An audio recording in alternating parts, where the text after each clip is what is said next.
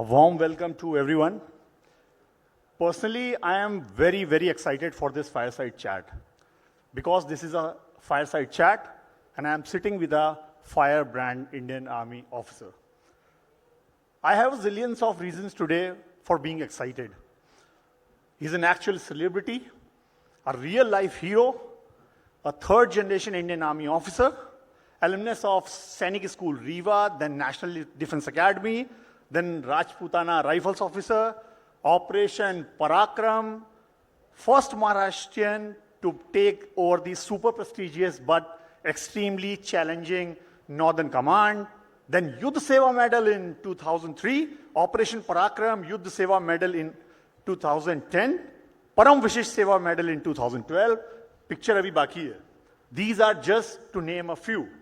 And now he's serving as Honorable Governor of Arunachal Pradesh, and he is given a big boost to investment and all the potential that Arunachal Pradesh has. That was untapped in the past. So ladies and gentlemen, when Parnaik Sahib is in the house, Josh is always house. Josh is always high. Big round of applause.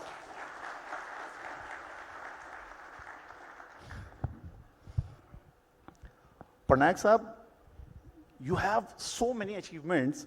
The kind of bloodbath we are witnessing in the stock market, people nowadays don't have these many stocks in their portfolios. Itne achievement, kaise, what is the secret of your energy? First of all, the entire life dedicated to the nation, in service to the nation. How? Thank you very much. I'm delighted to be here with the ET. And I thank you for giving me this opportunity to come here and speak. You've asked me about my personal achievements. Well, we'll be speaking a lot on Arunachal also. So let me start by saying that I came from a defense family. I am a third generation officer. We were three brothers, all joined the armed forces. My younger brother retired as a lieutenant general also. He was Director General Border Roads. And the youngest one retired as an air commodore from the Air Force. I was ejected from my home at the age of 9 years, and I went to Sainik School Rewa, which had just been established. So we were part of the pioneer batch of the school in class 5. The journey started from there. It was so much of confusion when we joined. Most of the children were crying because they were homesick. Their parents had left them in the school for the first time. They were moving out of the house. 50% of the children who joined with me did not even speak English. They were not so well endowed. It is to the credit of our principal and our teachers that they molded us. Our school motto was Vidya Vala, knowledge is power. And indeed, the initial phases in the school, the concentration was on education. But there was an equal amount of focus on extracurricular activities, sports, hobbies, debates, declamations, and we grew very fast, I think.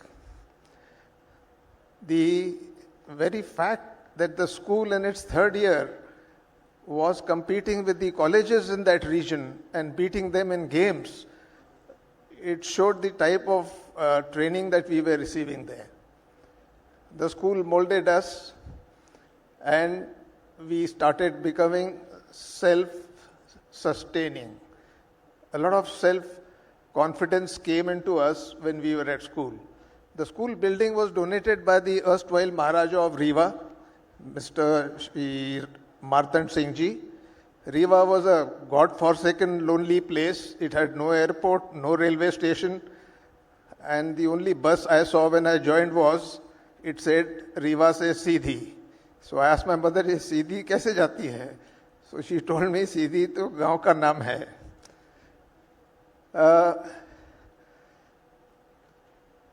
Very quickly, I think we were subjected to a lot of things which a normal child in a normal school would not. We had horse riding, we had boxing, we had judo, karate. Now, this was all happening at the age of 10, 11, 12. So it groomed us, it made us tough, mentally, physically, both. And we passed out. I joined NDA in my first attempt. NDA was a tough one. We knew what all happened there because our previous cadets who joined there, a lot of ragging, but I think we had developed a knack for taking ragging. And it was amazing that we could enjoy that ragging unlike others who were miserable. So what was happening was a kind of willpower was developing, a kind of self-confidence was developing. And NDA was a wonderful place to be. The motto was service before self. And they were trying to instill into us an amount of intelligence quotient, an amount of emotional quotient, and also an amount of OLQ, that is officer-like qualities. So it all started in NDA. We graduated from there in 3 years. I did well in NDA. I was a squadron cadet captain and an appointment. When we went to IMA, the scene changed a bit. IMA was all military subjects, a lot of camps, a lot of military activities, because we had branched out. But in NDA, we were with our friends who went to Naval Academy and Air Force Academy. So the concept of inter-service integration, the seed was sown in NDA.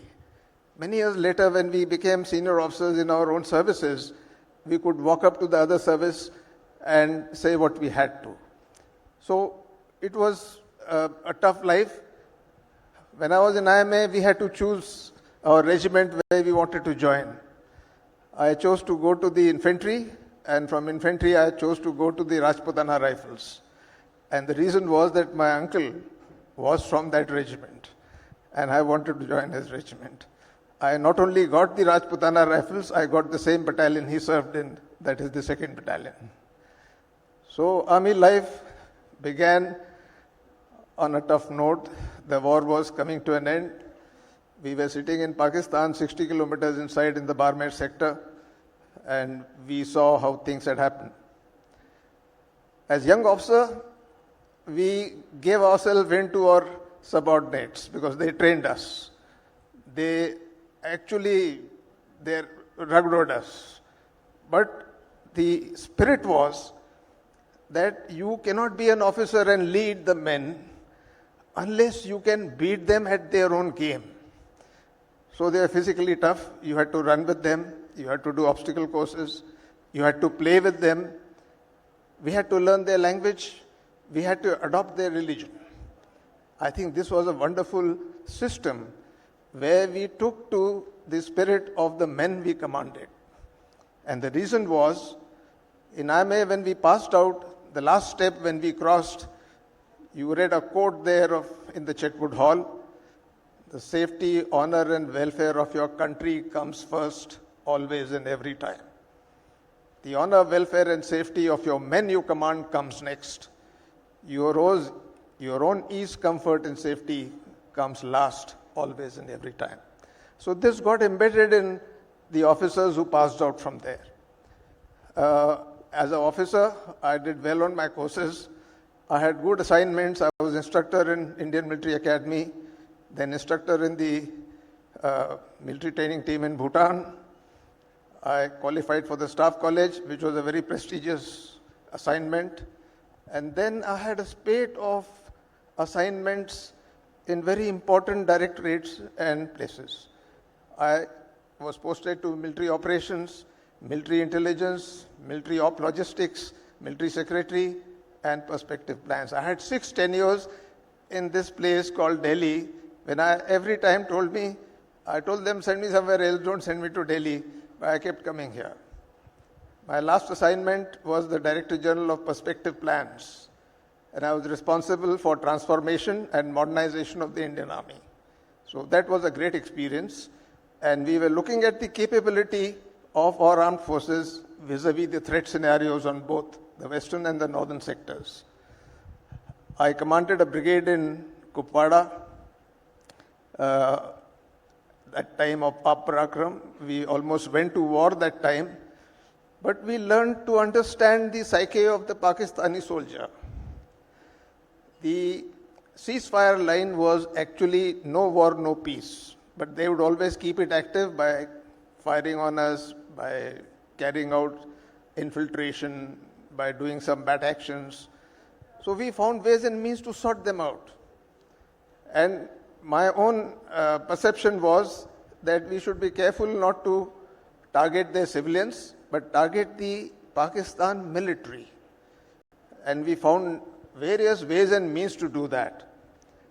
I was able to block a road along the Kishanganga Valley, which was used for them for stalking their areas in the northern areas. We choked it for almost 2 months, and they were literally on their knees without firing any ammunition at all. So we learned the ways and means to deal with the adversary, where you don't have to pound him with, weapons like mortars and artillery. If you are sitting in the bunker, he used to fire thousands of rounds, not a person had a scratch. So it was wasted. Similarly, when I became a divisional commander, I commanded the Sikkim division. So we saw a lot of the Chinese in the Chumbi Valley, and we got to understand them. 2005, relations were better. So I was told that you should build confidence and have some CBMs with the Chinese. So we invited them to play volleyball, knowing well that they were too good at it, but surreptitiously and cleverly we beat them. They were very unhappy about it, but we found ways and means. So the difference between Pakistan and China was a Pakistani soldier understood just one language. He needed to be sorted out. जिसे हम हिंदी में कहते हैं कि Hunter के बगैर काबू में नहीं आते हैं. Whereas as far as China was concerned, they were very they were treacherous, they were deceptive, they always worked indirectly, they said something, they did something else. So I learned that they are actually programmed when they come to an area to do a task. So I didn't have to fight them, I had to just disturb that programming. We found ways and means to do that. And much later, when I was commanding the Northern Army, I had to deal with a lot of nonsense there. There were a lot of intrusions. You've heard of what happened in Galwan. So that was happening in my time also.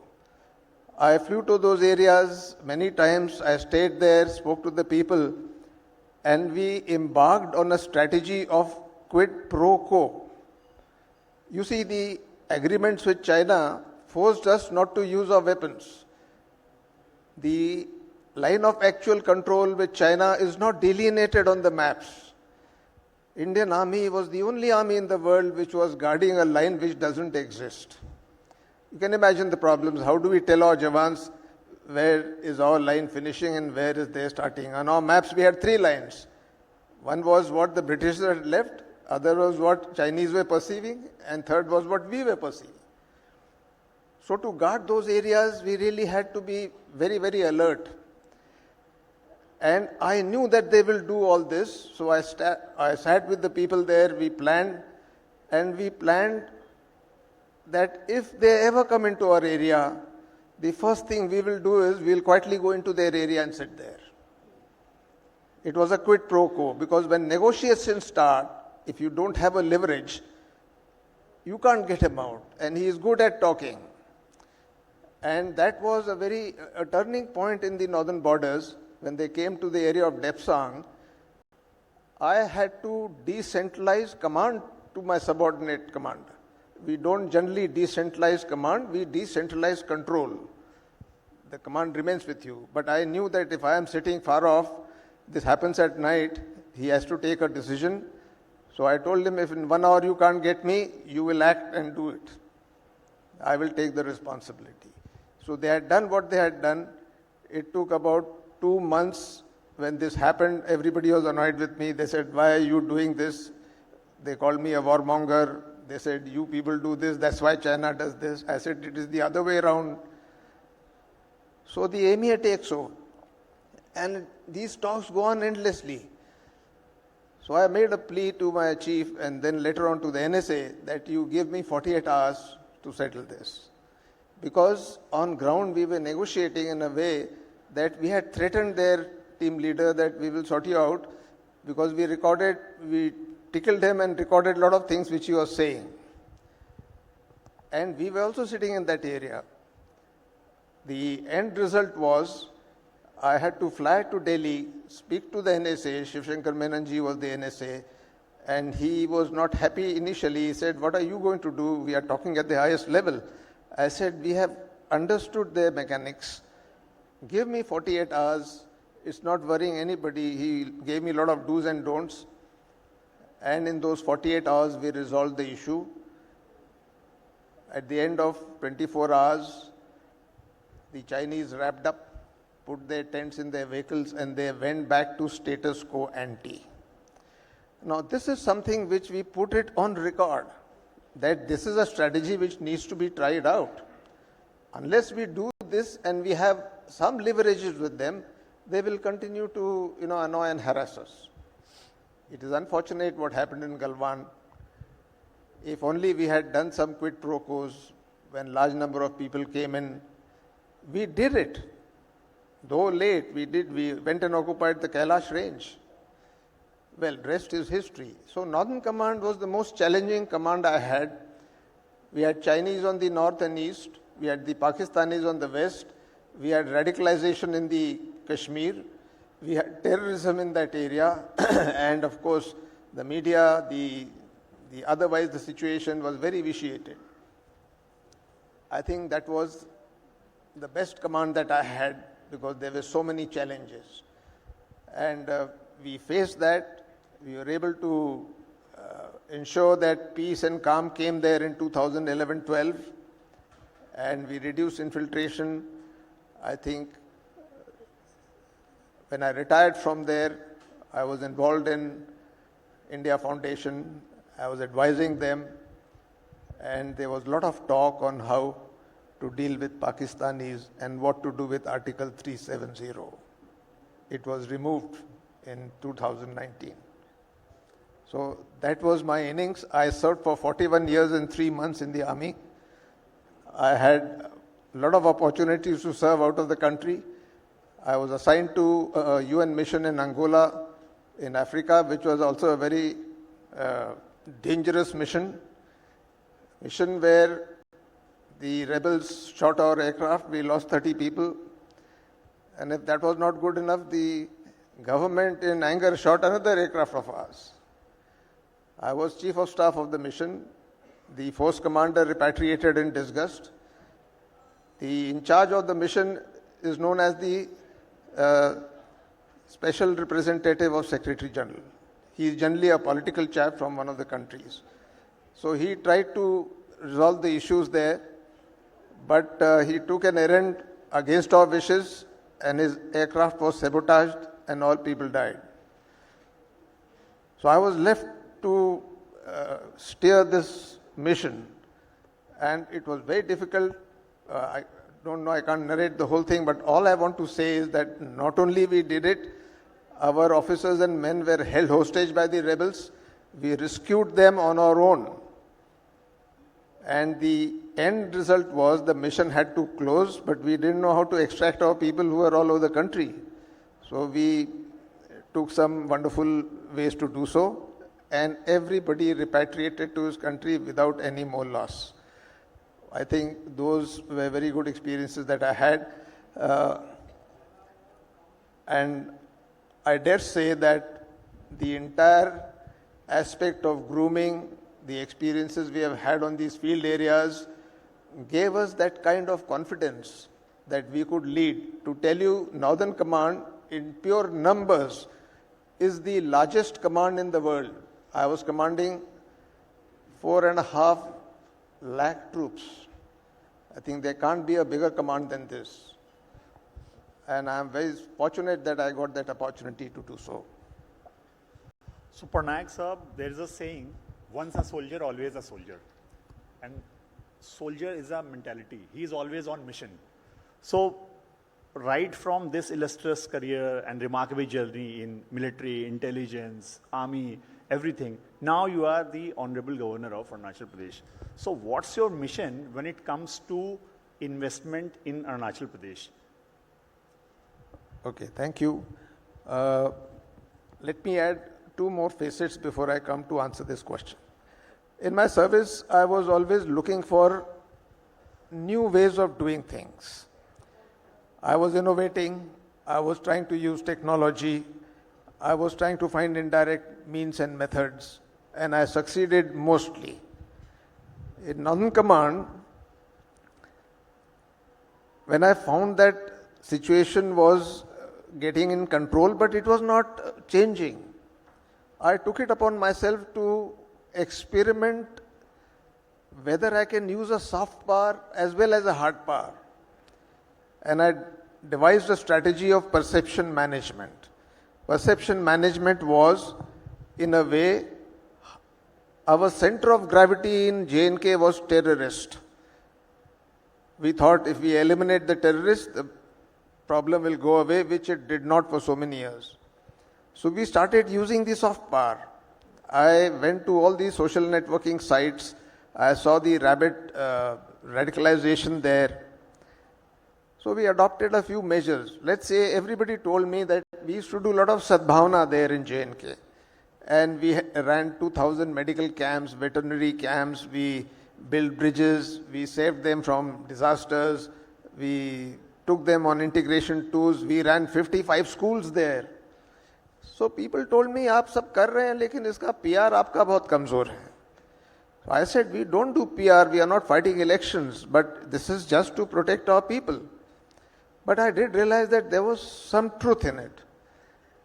But I also knew that if I go on the media and talk what we have done and I thump my chest, is not going to have that impact. So we devised a strategy. Hamari kahani, aapki zabani. We will not tell our story. You will tell our story. How was it done? All sadbhavana things which were there, a chap just asked 10 questions to people who were attending. कि जनाब आप यहाँ क्या कर रहे हैं? He said, साहब हम तो मर गए थे, डॉक्टर नहीं था, ये बीमार था, फौज ने बचाया. क्या हुआ साहब? वो लेडी प्रेग्नेंट थी, बर्फ गिर रही थी, जाने का कोई साधन नहीं था, फौज ने बचाया. All this was captured, turned into 5 seconds, 10 seconds clips, and on the same social networking sites, we responded with pseudo names. The hostility came down by 50-60%. There was seditious literature being printed by the Hurriyat, the separatist. I came to know they had a booklet called Welcome Dear Tourist. And it was given to everybody who arrived by air, by train, by bus, by taxi. And the first page was, Welcome Dear Tourist, if there is heaven on earth, this is here. So people would put it in their pockets, and while they were traveling, when they read, 9 pages was all anti-India, anti-army, rape, loot, murder, violation, human rights, etc. So they came to me to show that, and they told me these are being hand-delivered at these places. I asked the IB director, why don't you raid the press where this is happening? He says, एक raid करेंगे तो वो और कहीं छप जाएगी. So we had to find an answer. So I told my people, I said, okay, let's also publish a booklet. So they made a booklet writing good things inside. They put my Northern Command emblem on top. I said, no, this is not going to work because you can't distribute with our emblem. So we found a very novel method. Our first page was the same. Welcome dear tourists, this is heaven on earth. The 9 pages were ours, how integration is taking place, how POK is part of India and all that. And I put the same picture of Gilani Saab on that booklet. Now this booklet and that booklet looked the same. There was no differentiation. So when this booklet got circulated, Gilani Saab got a heart attack because people came to catch him. He said, Saab, ye kya publish kar rahe hain aap? That booklet stopped. So we use many such ways to change the perception of the people. So that became a guru mantra for me wherever I went. After retirement, I was in a corporate world for 8-9 years. And I used that perception management there also. So today when I am in Arunachal as a governor, I am quite comfortable with them for 2 reasons. One reason is today the charter and the functioning of governors has changed from being purely constitutional heads and being ceremonial. Today the governors are an asset of the government who appoints them. to monitor and enable the state governments to accomplish what has been asked of them. So we have become enablers. And my way of functioning there is that I can advise the government on almost everything, on financial issues, on political matters, on security, because that state is a sensitive state. And we are trying to improve the systems. As a chancellor of all the universities, I am able to directly interact with the students, with the professors, and we are trying to bring good things into the being. For example, I said, if you want to make a good citizen of your students, there are 3 things which are necessary. And this comes from my own experience. They should be educated, they should be disciplined, and they should be motivated. Shikshit, Anushashit, Prerit. Ye Guru Mantra hai. Don't go out of this premise. And I am saying this with a personal experience. When we were in NDA, we used to say a prayer in the morning before the day started. The first lines of that prayer was, "Oh God, help me to keep myself physically strong, mentally awake, and morally straight." I think these 3 things were enough to live a whole life on. And I'm very proud to say that I lived my life in the army on these 3 wonderful issues. So I am quite comfortable. I am able to participate. I meet people. I join them for the celebrations. I travel a lot. And I am able to connect with them. And we are trying to bring a lot of, you see, so many yojnas are being run by the government. So I asked them, I said, well, how are you helping it? So I went to a school where the small children sang a song. The 2 lines of the song was, "Desh hame deta hai sab kuch. Desh hame deta hai sab kuch. Hum bhi usko kuch dena seekhe." So I quote the same thing to them, that how are you enabling these yojnas to succeed? How are you volunteering to do things? So things move. We have a good connect. And I suppose that's the best way to, be an enabler in the state. So Parnaik sir, Arunachal Pradesh is very important state, hill state in fact, especially is the part of northeastern region when it comes to investment and especially tourism. So tourism economy is one of the big economy. Also, when new investment is coming in, people try to install the projects. So for that they need land. Land acquisition is a big bottleneck there. So what are your thoughts on the land reforms and what is your vision on this and what is Arunachal doing about this? Yes, Arunachal is the largest state in northeast area. It has the smallest population. But it is a green state. 80% and more of the state is covered by forest. We are one of the 20 largest biodiversity parks in the world. We are breathing fresh air. The population there they are simple, they are all tribals. There are 26 tribes and 100 sub-tribes who have their different languages, different scripts, different way of dressing. But they have one common language, which is Hindi. It is amazing to know that in Arunachal, everybody speaks good Hindi. Everybody follows English. So the ease of doing business in Arunachal is immense.